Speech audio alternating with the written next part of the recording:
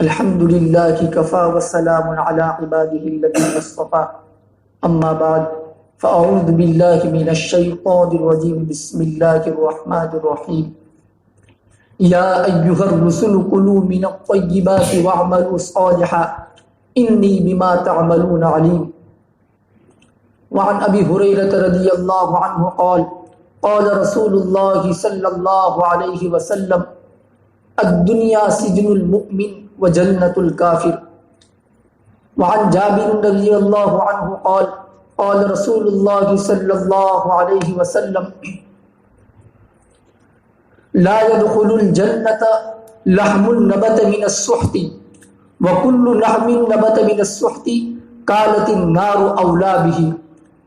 وعن أبي هريرة رضي الله عنه قال قال رسول الله صلى الله عليه وسلم لَيَأْتِيَنَّ عَلَى النَّاسِ زَمَانٌ لَا يَبْقَى أَحَدٌ إِلَّا آكِلُ الرِّبَا فَإِن لَّمْ يَأْكُلْهُ فَأَصَابَهُ مِنْ غُبَالِهِ أَوْ مِنْ بِخَارِهِ أَوْ كَمَا قَالَ عَلَيْهِ الصَّلَاةُ وَالسَّلَامُ. محترم میرے ایمانی اور دینی بھائیوں اور بزرگوں، اللہ تبارک تعالیٰ کا بے انتہا کرم اور فضل ہوا کہ اللہ تبارک تعالیٰ نے بغیر مانگے ہمیں ایمان والے کے گھر کے اندر پیدا فرمایا. ایمان میرے بزرگوں بہت بڑی اللہ کی عظیم نعمت ہے. اگر ہم ذرا سوچیں، اگر ہمیں اللہ تعالیٰ ہمیں اگر کسی غیر کے گھر کے اندر پیدا فرما دے تو ہمارا کیا حال ہوتا. آج غیروں کو ہم دیکھتے ہیں، بیچارے وہ یوں سمجھتے ہیں کہ دنیا میں آئے ہیں، کھانا ہے، پینا ہے، موج مزہ کرنی ہے اور پھر مر جائیں گے، مٹی ہو جائیں گے. بس ان کی نظر اتنی لیمیٹیڈ ہے، اتنی محدود نظر ہے ان کی کہ مر کر مٹی ہو جانا ہے. آگے آخرت میں کیا حوال پیش آنے والے ہیں ان بیچاروں کو کچھ پتہ نہیں ہے، اس لیے کہ آخرت پر ان کا ایمان ہی نہیں ہے. اگر ان کو پتہ ہو جاتا کہ آخرت میں ان کے اوپر کیا حوال پیش آنے والے ہیں تو دنیا میں وہ جو ہے زندگی چین سے بسر نہیں کر سکتے تھے. قرآن پاک میں اللہ تبارک تعالیٰ نے کافروں کے جو احوال بیان کیے ہیں کہ اللہ تبارک تعالیٰ فرماتے ہیں، اس کی تفسیر میں مفسرین لکھتے ہیں کہ جنت میں داخل ہونے والا وہ آخری انسان جس کو اللہ تعالیٰ اس کی گناہوں کی سزا بھگتنے کے بعد جنت میں بھیج دیں گے، اور دوزخ میں اب وہی لوگ رہ جائیں گے کہ جن کو دوزخ میں ہمیشہ ہمیشہ رہنا ہے. تو وہ لوگ اللہ تعالیٰ سے بات کریں گے تو اللہ تعالیٰ کی طرف سے ان کو جواب ہوگا قَالَ اخْسَئُوا فِيهَا وَلَا تُكَلِّمُونِ، تم ذلیل ہو کر دوزخ میں پڑے رہو اور مجھ سے بات مت کرو. مفسرین اس آیت کی تفسیر میں لکھتے ہیں کہ اس کے بعد ان کی آواز بیل کی طرح ہو جائے گی. اب وہ بیلوں کی طرف بھونکتے رہیں گے، باقی کچھ نہیں ہوگا.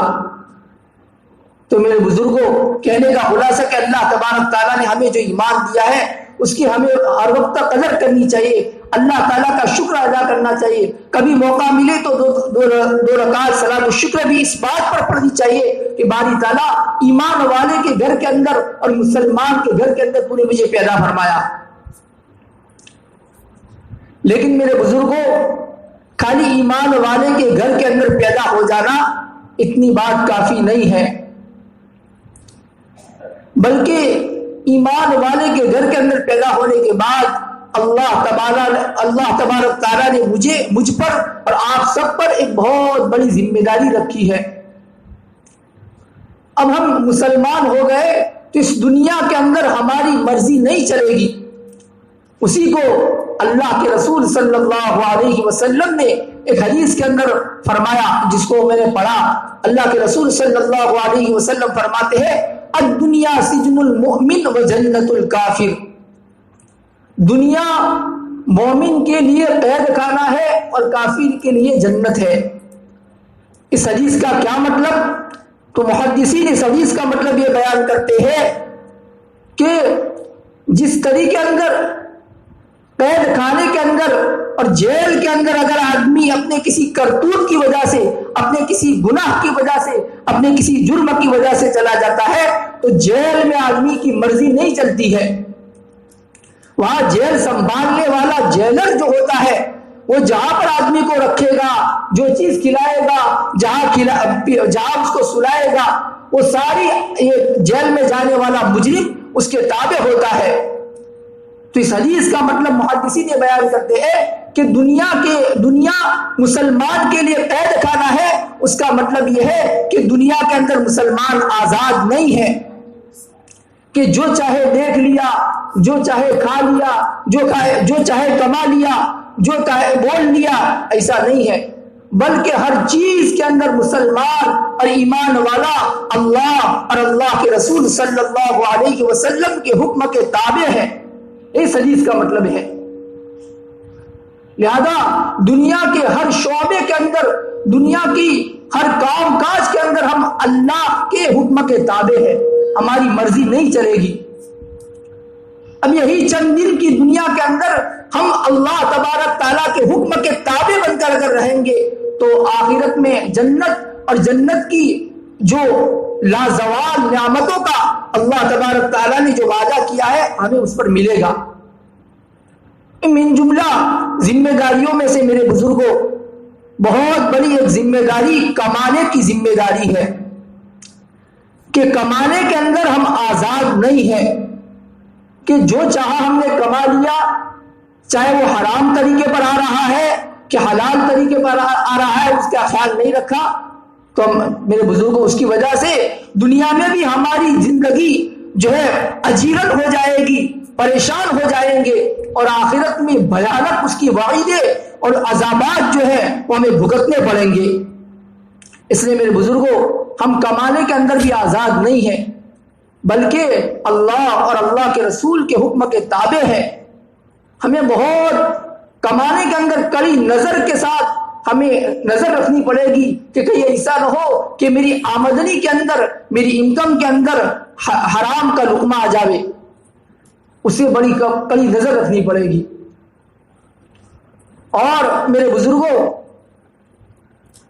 حرام روزی ایسی ہے کہ حرام روزی کی وجہ سے انسان کی زندگی برباد ہو جاتی ہے، انسان پریشان ہو جاتا ہے. آج ہم سب یوں سمجھ رہے ہیں کہ کثرت کے اندر جتنا زیادہ ملے اس کے اندر چین ہے.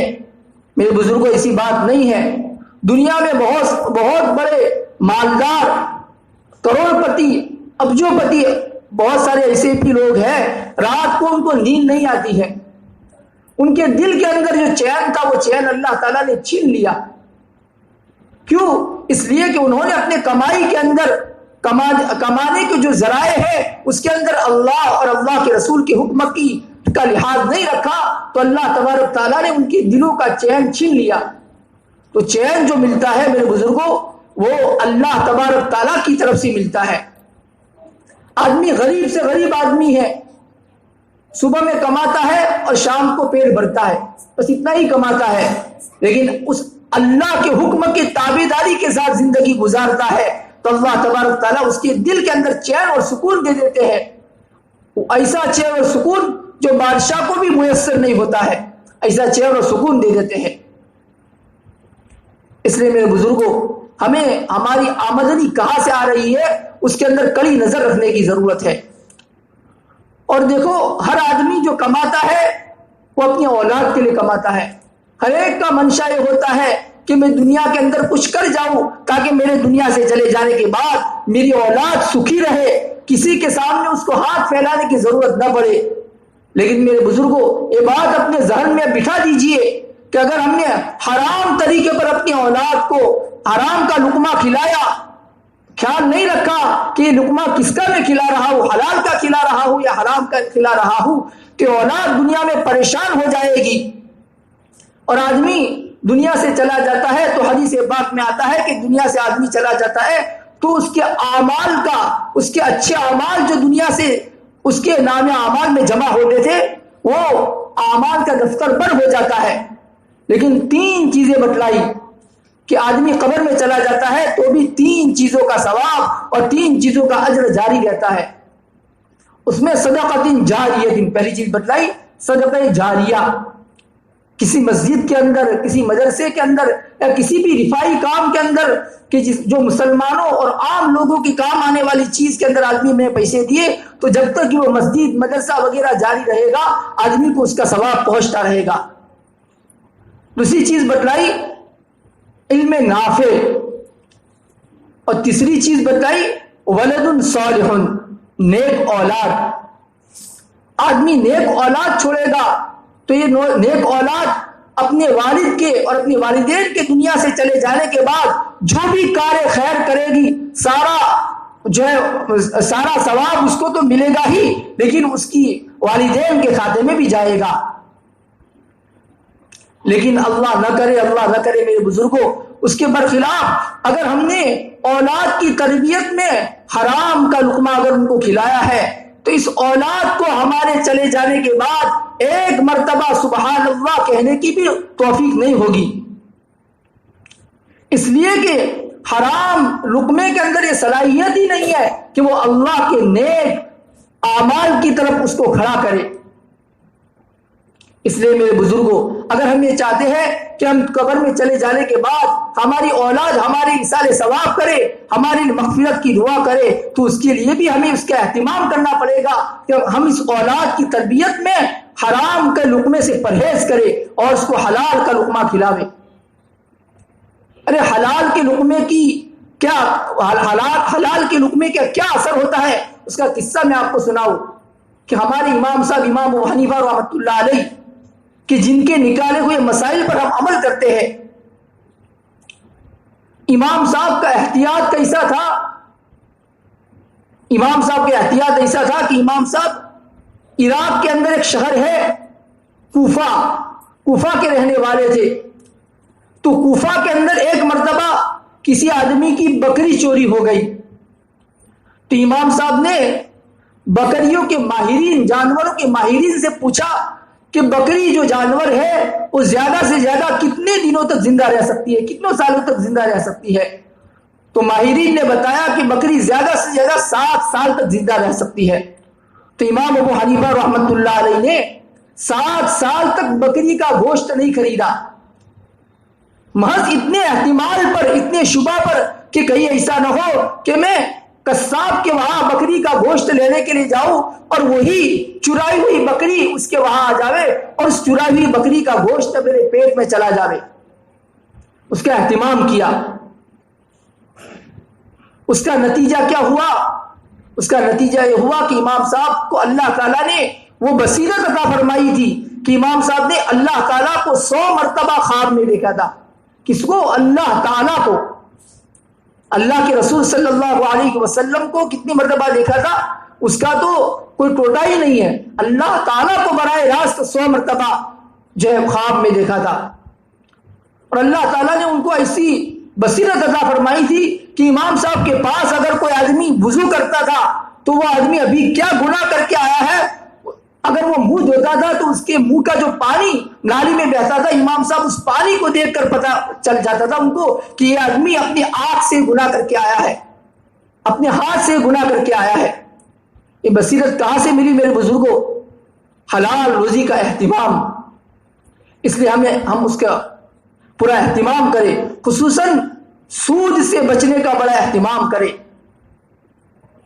میں نے ایک حدیث پڑھی جس کے اندر اللہ کے رسول صلی اللہ علیہ وسلم نے ہم سب کو آگاہ کیا ہے کہ لَيَأْتِيَنَّ عَلَى النَّاسِ زَمَانٌ لَا يَبْقَى أَحَدٌ إِلَّا آكِلُ الرِّبَا۔ حضور نے فرمایا کہ ضرور بھی ضرور ایسا زمانہ آئے گا کہ کوئی آدمی باقی نہیں رہے گا لیکن وہ سود کھاتا ہو جائے گا، بیاج کھاتا ہو جائے گا۔ پھر آگے حضور نے فرمایا فَإِن لَّمْ يَأْكُلْهُ فَأَصَابَهُ مِنْ غُبَارِهِ، پس اگر وہ سود نہیں کھائے گا تو کم سے کم اس کا دھواں تو ضرور اس کو لگ جائے گا۔ یہ کون کہہ رہا ہے؟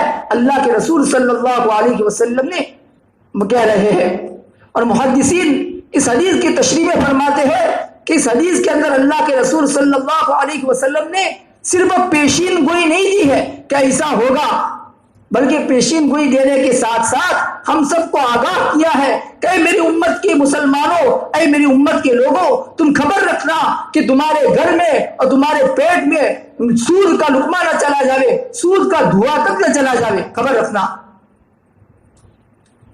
اور سود میرے بزرگوں کیسی خطرناک چیز ہے۔ سود کا 1 روپیہ ایک حدیث کے کہنے کے مطابق 36 مرتبہ زنا کرنے کے برابر ہے۔ سود کا 1 روپیہ کھانا 36 مرتبہ جو زنا کرنے کے برابر ہے۔ دوسری حدیث کے اندر اللہ کے رسول صلی اللہ علیہ وسلم نے فرمایا کہ سود کا 1 روپیہ کھانا اپنی سگی ماں کے ساتھ زنا کرنے کے برابر ہے۔ ارے سود کی قباحت کیا ہے؟ قرآن پاک میں اللہ تعالیٰ نے جو لوگ سود کی حرمت کے احکامات نازل ہونے کے باوجود سود سے نہیں بچتے ہیں، ان کے بارے میں اللہ تعالیٰ نے کیا فرمایا؟ فَإِن لَّمْ تَفْعَلُوا فَأْذَنُوا بِحَرْبٍ مِّنَ اللَّهِ۔ پھر بھی جو لوگ اگر سود سے نہیں بچتے ہیں تو پھر اللہ تعالیٰ کی طرف سے ان سے جنگ کا اعلان ہے۔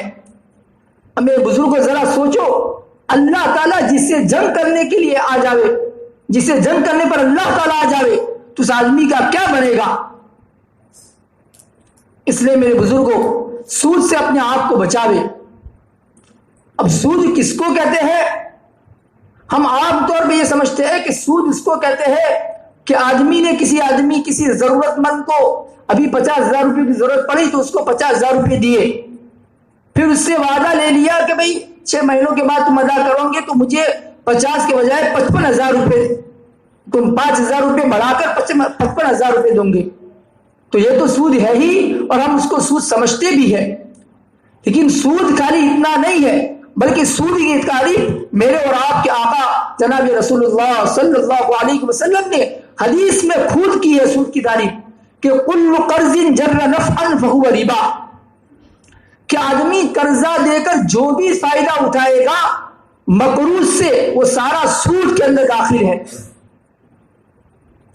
کہ ایک آدمی نے دوسرے آدمی کو قرضہ دیا، اس کو ضرورت تھی تو اب اس کی زمین آدمی گروی رکھی، جیسے ہمارے علاقے میں چلتا ہے۔ اب یہ آدمی جب تک سامنے والا مقروض اس کے پیسے ادا نہیں کرتا ہے، اس کا قرضہ ادا نہیں کرتا ہے، اس کی زمین سے کھیتی کرتا ہے، اس کی زمین میں کھیتی کرتا ہے، یہ سود ہے۔ ہم اس کو سود نہیں سمجھتے ہیں، یہ سود ہے۔ اس لیے کہ اس آدمی نے اپنا کھیت کیوں دیا؟ اس مقرض کو، اس قرضہ دینے والے کو، اس لیے کہ یہ آدمی، یہ مقروض اس کے احسان کے تحت میں ڈوبا ہوا ہے، اس کا احسان ہے اس کے اوپر، قرضے سے فائدہ اٹھا رہا ہے تو سود میں داخل ہے۔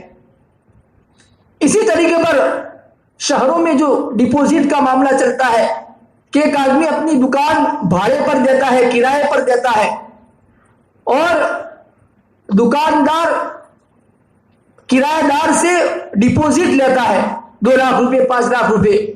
اب اس کے اندر ڈپوزٹ لینے کی وجہ سے اگر بھاڑے میں فرق پڑتا ہے، سمجھو کہ یہ دکان کی جو نوعیت ہے اور جس ایریا میں یہ دکان ہے اس کا قاعدے سر کا کرایہ چل رہا ہے 10,000 روپے ماہانہ۔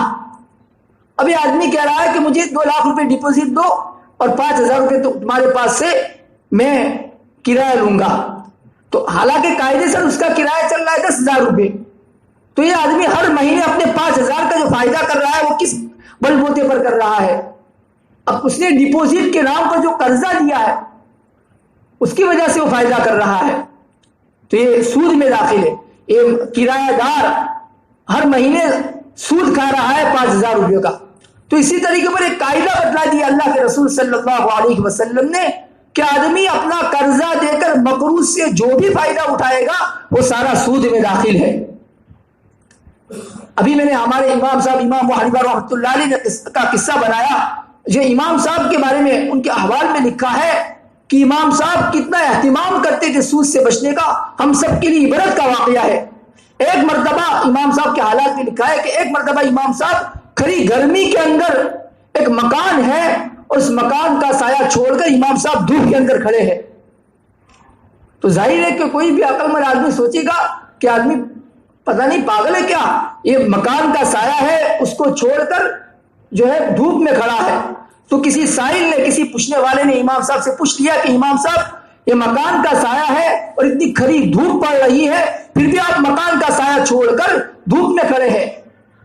تو امام صاحب نے کیا جواب دیا؟ ہم سب کے لیے بڑی عبرت کا جواب ہے.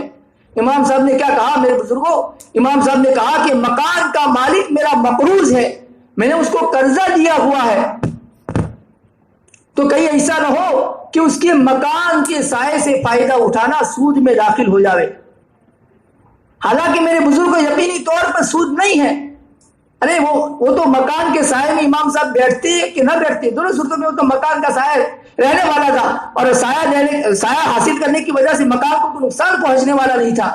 لیکن اتنا احتیاط امام صاحب نے احتیاط کر کے ہم سب کو بتلا دیا کہ سود ایسی خطرناک چیز ہے. اور میرے بزرگوں دیکھو, لوگ کہتے رہتے ہیں کہ بھئی اس زمانے میں حرام سے بچنا مشکل ہے. ارے کچھ بھی مشکل نہیں ہے, ہمارے اندر کا عزم ہونا چاہیے, ارادہ پکا ہونا چاہیے, اللہ تعالیٰ بچاتے ہیں. اس پر بھی میں آپ کو ایک واقعہ سناؤں کہ حضرت مولانا بدر عالم میرٹھی رحمۃ اللہ علیہ, جو بہت بڑے عالم بھی اور بہت بڑے بزرگ بھی گزرے ہیں, جنہوں نے دیوبند میں بھی پڑھایا ہے اور ہمارے گجرات میں جو ہے جامعہ ڈابھیل میں بھی پڑھایا ہے. ان کے والد صاحب تھے پولیس انسپیکٹر تھے. اب ذرا سوچو, ہم سب کے دماغ میں یہ ہے کہ پولیس کا جو دھندا ہے, پولیس آدمی شاید کوئی پولیس ایسا ہو جو حرام کے لقمے سے بچے, سے کہ وہ دھندا ہی ایسا ہے, ہم سب ایسا سمجھتے ہیں. لیکن ان کے والد صاحب پولیس انسپیکٹر تھے اور پوری زندگی پولیس انسپیکٹر رہے. وہ حضرت اقدس سالم رحمۃ اللہ علیہ کے خلفاء میں سے تھے. وہ اپنے بچوں کو فرمایا کرتے تھے کہ میرے بچوں, میں پوری زندگی پولیس انسپیکٹر رہا, لیکن میں قسم کھا کر کہتا ہوں کہ میں نے تم کو 25 پیسے بھی حرام کا لقمہ نہیں کھلایا. کون کہہ رہا ہے میرے بزرگوں؟ پولیس انسپیکٹر, کہ جس کے بارے میں ہم سب کا تصور یہ ہے کہ پولیس حرام کے لقمے سے نہیں بچ سکتا ہے, لیکن وہ پولیس انسپیکٹر یہ کہہ رہا ہے اپنے بچوں سے کہ میں نے تم کو 25 پیسے بھی حرام کا لقمہ نہیں کھلایا. یہ کیوں بچے میرے بزرگوں؟ انہوں نے اہتمام کیا, اس کا عزم کیا کہ مجھے اپنے اولاد کو حلال کا لقمہ کھلانا ہے, تو اللہ تعالیٰ نے ان کے لیے آسان کر دیا. اس لیے میرے بزرگوں, اگر ہم یہ چاہتے ہیں کہ ہماری اولاد دنیا میں رہتے ہوئے ہماری فرما بردار بنے اور ہم کل قیامت, اب ہم قبر میں چلے جاوے, اس کے بعد بھی ہماری اولاد ہمیں کچھ پڑھ کر بھیجے, ہماری نثال ثواب کرے, تو ہمیں اہتمام کرنا پڑے گا. ہمیں اہتمام کرے اور اللہ تعالیٰ سے دعائیں بھی کرے. تو دیکھو اللہ تعالیٰ بچاتے ہیں. ورنہ میرے بزرگوں, ایک حدیث میں پڑھی, اس کی تشریح بھی میں کر لوں کہ اللہ کے رسول صلی اللہ علیہ وسلم نے فرمایا لا يدخل الجنت لحم نبت من السحت, ہر وہ گوشت کہ جس کی پرورش حرام کے لقمے سے ہوئی ہوگی, اللہ کے رسول صلی اللہ علیہ وسلم فرماتے ہیں کہ وہ جنت میں داخل نہیں ہوگا. وَكُلُّ لَحْمٍ نَبَتَ مِنَ السُّحْتِ كَانَتِ النَّارُ أَوْلَى بِهِ, اور ہر وہ گوشت کہ جس کی پرورش حرام کے لقمے سے ہوئی ہو تو اس کے لیے جہنم اولا ہے, دوزخ اس کے لیے لائق ہے.